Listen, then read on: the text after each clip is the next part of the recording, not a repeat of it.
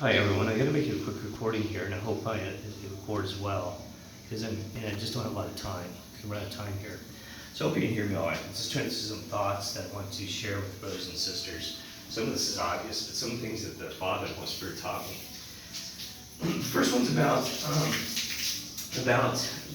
men and women. So I'm not trying to be gender specific because we're all special with God and it's part of a rule for a male or female. But men, if you think of the letter M, it told me that it's like a mountain, okay? And the W is like the valleys, okay? So men back in the day, in the tribal days, they used to climb over the mountains, go hunting and stuff like that, and to bring the food. But see, women also part of the food sometimes there, they bake the food and things like that. But to go do the hunting, they climb the mountains. And then the women would stay in the valleys to teach the kids and take care of the children and take care of the home, right? So they each have their role, okay? We've lost in society, but that's okay. So you have M, the shape of the M actually is symbolic of a mountain, okay, the letter. And then the W is the shape of the valleys, okay. So the women are the valleys. And that's many things like even, we can't live without the ladies, and the men can't live without, the ladies they should need, I'm not saying you don't need, you need God first, but that the design was for us to work together, right. So, anyway, so when you look at that, the men are the mountains, and the women are the valleys, and they combine together, so that covers the elevation, the terrain of our world. It makes us complete. And also that, you can think about the shape. I used to say that we under God, the W, and that's a woman thing. It's actually a good thing. It's simple. We, the people, work together as a family and stuff like that. But if you take the shape of the M, and you visualize it, I can't draw it for you, but you know this, an M, a capital M, and then you take a W and you slide it underneath that M. And guess what you got? You got two diamonds. It makes a diamond formation.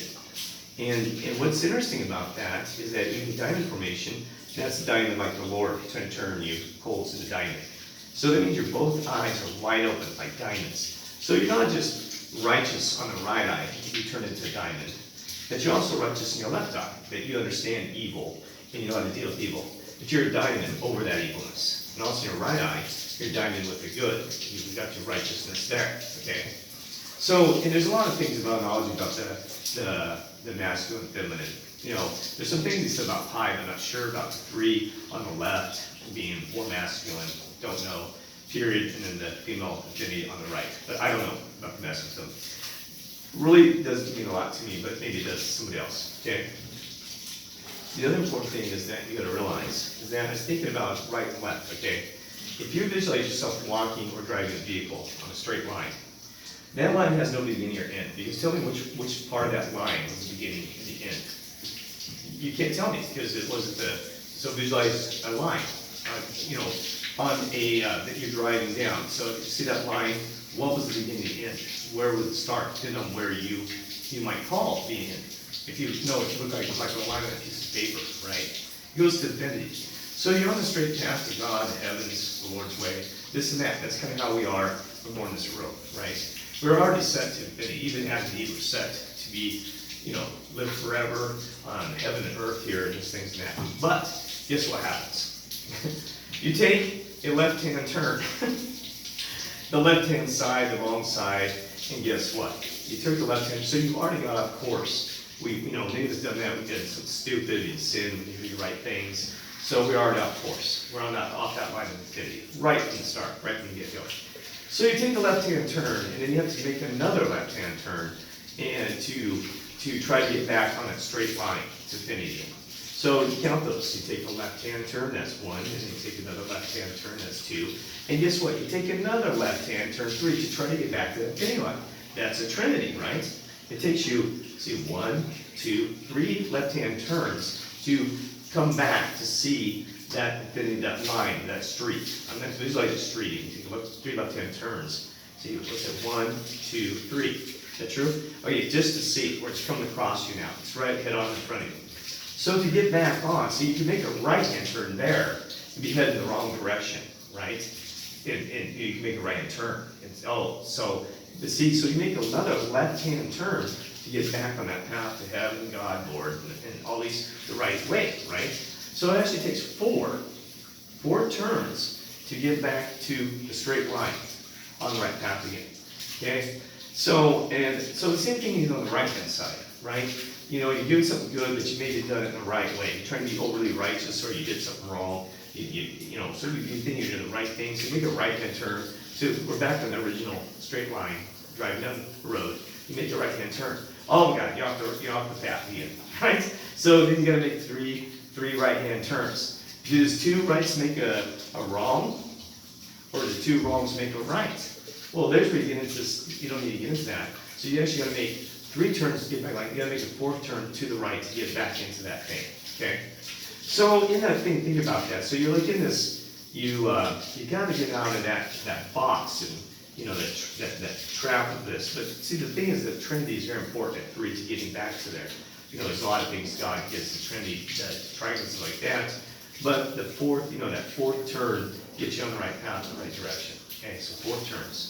And so I don't know if I have anything personal in my life. I mean, there's so many things that got me on the right path. You, brothers and sisters, and God, and Lord, and everybody's got me back on the straight path again. Okay. So, but anyway, so that too is now the same analogy. Go back. I know it's obvious. Make it 3, 1 turn, 2, 3 when you're turning right off that line. And then guess what? Then you take a left-hand turn. Oh, you went the wrong direction. You went the wrong way, right? So anyway, it's that whole balance too. So, things that I thought I was doing right. Oh, I did a right-hand turn. I mean, why is this happening to me, God? What's happening, Lord? You two, guys, what's going on here? Why am I on the wrong path? I thought I was on the right path. Because you get to make those turns until you go over there, you see? So I hope that makes sense. Anyway, so also the diamonds, like I said back to that, have diamonds both in your eyes, soul, and spirit. Have diamonds, and be the diamonds, okay?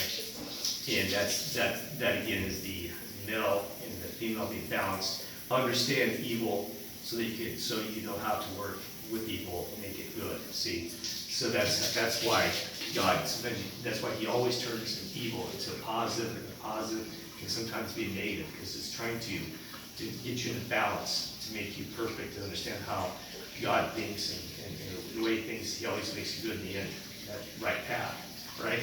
So another thing too is that, because it's like, I'm talking about this, there was a lot of pollution. I think you said this in the video, that there's a lot of pollution, dirt, and filth in the air. And I was talking to another brother when I was on the road, on the hike today, and I said, man, the sun's so beautiful, it's pollution. It made it more glowing bright. And he said, oh man, when those forest fires are coming through California here, he said, man, it was gorgeous. It's horrible though, right? But see how God can take something, that burning of land and forest fires, and turn it into good? I mean, just amazing, right? So anyway, that smog and pollution in the city sometimes gets too thick, you can't see anything, it's too dark. You gotta clean it. I mean, there are places in China that had some friends in China says, it is so filthy you can't see the sun. And guess what? That's kind of like written in Revelations. That was in Xi'an, China. They said you cannot see the sun in the days of the pollution. It's so filthy. And you remember, it said the sun will be darkened like sackcloth and you can't see it. Or sackcloth, I can't remember. But see, you can't even see the sun in certain parts of this world, right? It's already part of that warning sign that that the sun has already been covered too much, right? So, so what that means in Scripture when, it'll be completely darkened, and I think there's a certain number of days or something like that. We don't know the whole thing about that. Well, I mean, you do, but I don't think you know the details of when that occurs, things like this, okay? And some other things I want to do real quick to you is that, God about Jeopardy. Now, I don't know if I did a video on this, but Jeopardy, they told me Alex Trebek was a communication to what God was, that we're in jeopardy now. We are very close. That Alex Trebek's death is a sign from God saying that the world is in jeopardy. And so, because he even said, listen to this song, our love is in jeopardy, or my love is in jeopardy, that song. So listen to that song, because it talks about how we got away from loving God, showing Him, he's kind of been lonely there, saying, you know, he left me in loneliness, he left me lonely heart without love and showing me love. And the song is very descriptive, so we changed the lyric of focusing on her and that and turning to people. And you on earth have put us in jeopardy, okay? Our love's in jeopardy, baby. Instead of baby, say you people, because you are my baby, you are my children. Don't you get it? Our love's in jeopardy, baby. And so he's trying to send messages that we are in trouble, okay? That we are in jeopardy right now. And boy, so I don't know any more details about that song. God and Lord and angels, they all talk through so many meanings, through their songs. So he made it very clear to me. He said, Turf, tell everyone that we are in jeopardy, that's the situation, okay? So I'm going to turn this off. Thank you, and God bless.